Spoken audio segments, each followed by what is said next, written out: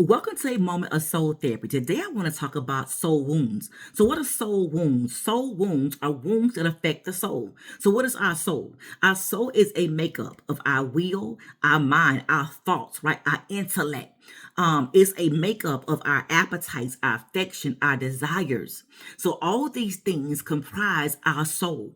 So what happens is when we go through life and we have traumatic experiences, we have difficult challenges in life, we allow these things to reflect and refine and dictate who we are. It may come through trauma, rejection, abandonment, betrayal, or even prolonged suffering. But these wounds actually affect the inner core of who we are, right? Our total being, right? It affects our relationships with other people, how we see ourselves, how we see others, and how we see God. So today I want to talk about most often where these soul wounds stem from. So what are the root cause of these soul wounds? So let's talk about some may come from childhood neglect or even abuse, rejection or abandonment by someone that you love, by a close loved one, betrayal in a relationship, unresolved grief or even loss, words spoken that damage your self-worth, that damage your self-esteem, failure, shame, or even prolonged hardship. Okay, so let's talk about because we're not resolving these things, because first of all, most of us have not identified what is damaging our soul. We're not identifying this as a direct impact on the life that we actually live, right? So in order for us to live the life that we desire to live, we got to first of all know what's hindering us, what's stopping us, what's delaying us, what's sabotaging us. So I want to talk about, we're just talking about soul wounds, but let's talk about what parts of life these wounds actually affect. So today I want to talk about emotional and your mental health. Okay, so some of you are going through traumatic, emotional, and mental fortitude right now. Okay, you're being shaped and you're being molded by life experience, and it's affecting you mentally and emotionally. You have persistent feelings of unworthiness, shamefulness, and even doubt. Why? Because you allow these circumstances to dictate and define who you are. You allow these circumstances to cultivate you into the person that they say that you are. But I want to remind you, no matter what you have gone through, no matter what your circumstance may be, no matter what it may be dictating to you, no matter what you may be feeling, because remember, your feelings are always not true. They're not always a true depiction of who you are, because the Bible says you are fearfully and you're wonderfully made. That's even in your brokenness. That's even in your wounded state. That's even in your difficult challenges in life. The Bible says you are fearfully and wonderfully made. So in order for you to live this life, right, more abundantly, I got to first of all identify what soul wounds are affecting me from having the life that I desire to live. Now you're feeling unworthy and you feeling shameful and you have self-doubt because you don't understand who you are. You don't understand I have the power to speak out of my mouth and transform my life.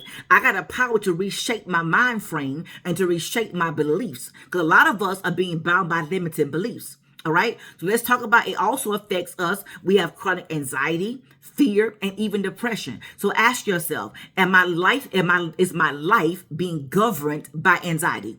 Is my life being governed by fear? Is my life being governed by depression? Am I always finding myself in a pit, in a place of darkness, in a place of hardship, in a place of obscurity? Where am I always finding myself?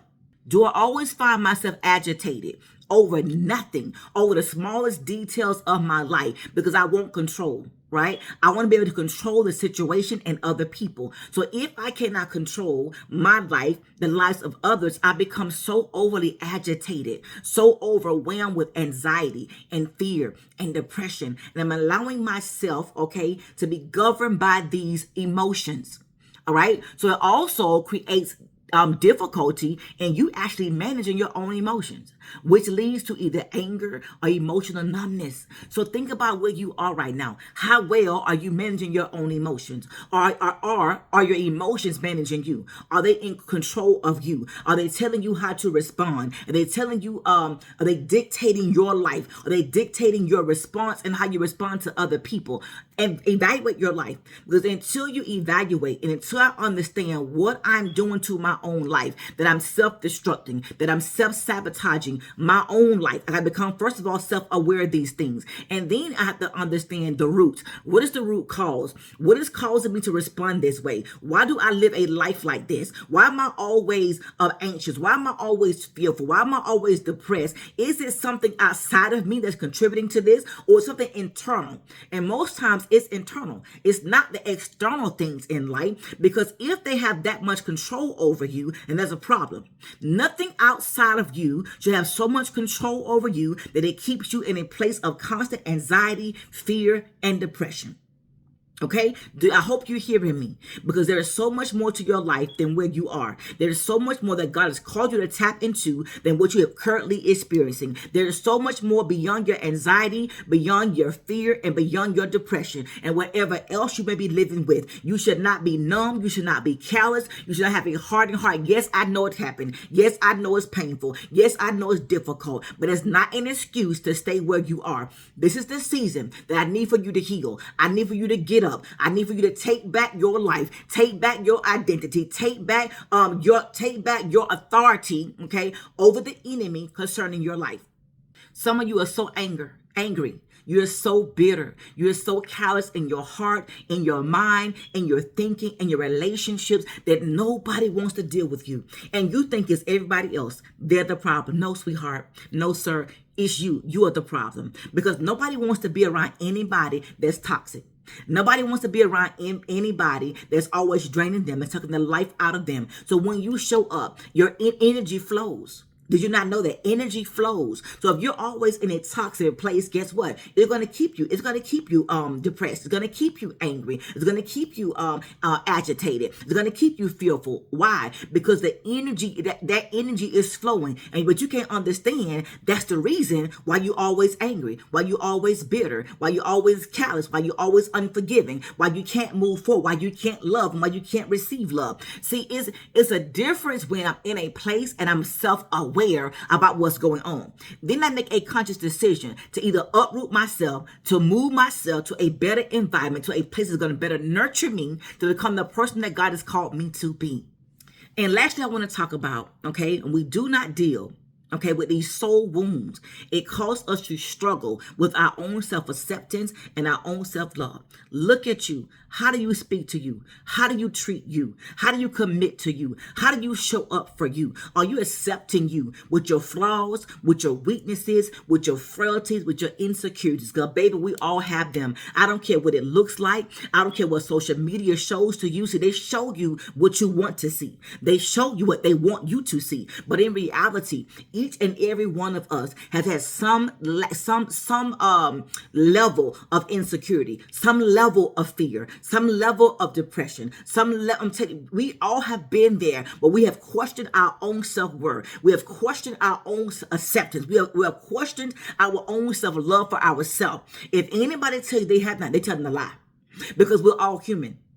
We all desire so much more than where we currently are. We all desire things that we have not actually tapped into yet. So yes, throughout this life, you may feel like you're not worthy. You may feel like you're not good enough. But guess what? It's not about a feeling. It's about a certainty to know that God has said that I am more than enough. He has said that I am capable. He has said I am worthy, that I am loved. But you got to see yourself how God sees you. But before you're able to do that, you got to first of all, identify the wounds of your soul.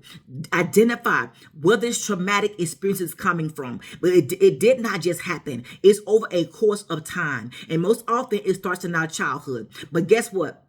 You're grown now. You have your own children now, and you're still allowing those things to hinder you, to affect you, to delay you, to sabotage you, to tell you who you're not, okay? But this is the time that I need for you to take inventory, evaluate your life, and determine this is the thing that's sabotaging my life. This is the thing that's stealing from me, that's killing from me. This is the thing that been designed to take me out, to keep me from moving forth into the place that God has called me to be. Once you identify the roots, we got to uproot that thing. We got to pull it up by the root that it no longer has power, authority, or dominion over you. Meet me here again on Moments of Soul Therapy, where we deal with the matters of your heart and your soul.